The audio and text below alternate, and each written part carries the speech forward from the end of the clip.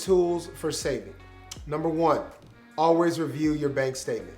Okay, at the end of the month, some of you may not know, but there's a list, they call it a statement, of charges, income, and expenses on your bank statement from your bank account every month. So you swipe that debit card, the bank is keeping track of every single charge, whether it's incoming or outgoing. Number one, always review that, always verify every single charge is correct. You do that, guarantee you're on your way. Savings tip tool number two, cut out expenses. So you're looking on the bank statement, as you're reviewing it, you see Starbucks, you see Nike, you see Amazon. Gucci gang, Gucci gang, Gucci gang. These are expenses that you don't technically need. If you need them, that doesn't apply to you. I'm talking to people who have clothes. You don't need to buy new clothes. You have shoes. You don't need to buy new shoes.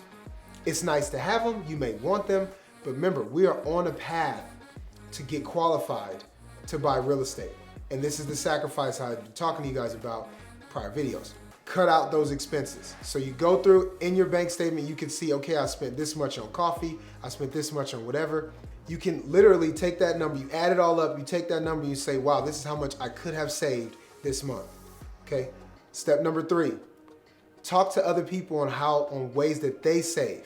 If you know somebody who's successful, you know somebody who has money in the bank, who always has money available, call them up, have a conversation with them, ask them how they did it, ask them what mistakes they made, ask them what mistakes they're currently making, ask them how they win in saving on a daily basis. It's a grind, it's a struggle, it's a sacrifice, but I guarantee you there's light at the end of the tunnel.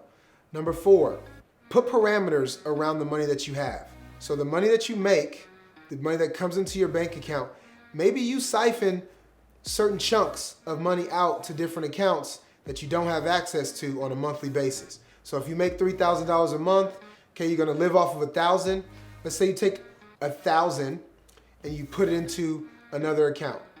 Let's say you take another 1,000 and you put it into another savings account.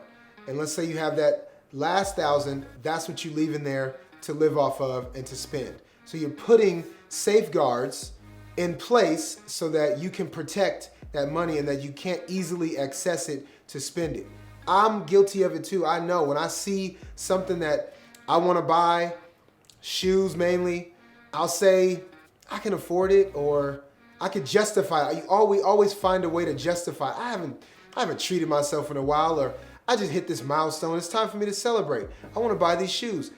There are places for that, but when you want to save, when it's time to cut back so you can save money for the down payment, for the reserves, you have to start putting money away. Number five, know your triggers. Okay, I talked about shoes for me. What is that for you? Is that coffee? Okay, is that getting your hair done by the most expensive person in town? Pampering yourself, massages, facials, hair, beauty type stuff. Is it that? Is it clothes? Trips? Is it eating out? Eating out's a huge one for a lot of people. We all live busy lives, so eating out is obviously inconvenient, and it's something new you can experience with people. So whatever it is, know those triggers and put parameters around those triggers. So I'm not saying don't go out to eat. I'm not saying never buy a book or never buy a pair of shoes or stop drinking coffee. I'm saying find ways to minimize your spending on those triggers. If it's coffee, maybe you invest in a good coffee machine, you make your own coffee instead of buying coffee every single day. Maybe you find other ways to get caffeine that are cheaper and you cut back your coffee to 3 days a week. If it's shoes, maybe you give yourself a budget. You could save $40 for shoes every month. That's it. So if you want to buy a pair of shoes that's $120, it's going to take you 3 months to get there. Not spend $120 on shoes every time you see a pair of shoes that cost $120 that you have to have. So know your triggers, put parameters around those triggers. Number 6 is find someone to help you with accountability. Go on the journey with somebody, walk with somebody, be open with somebody and transparent. Tell them, this is how much I want to save, this is how much I'm spending. It's no secret.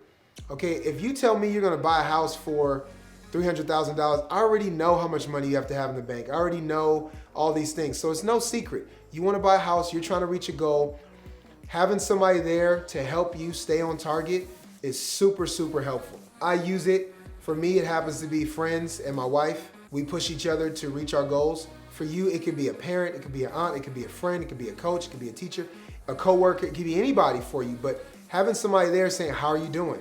How's this going? Don't do that. Remember your goals. That's important because a lot of times in your mind, you have to have it, right? And we justify those things. Those, I think, are 6 really crucial savings tips and tools that you can use so that you could be on your way to saving, to have the money, to be prepared to buy your first piece of property.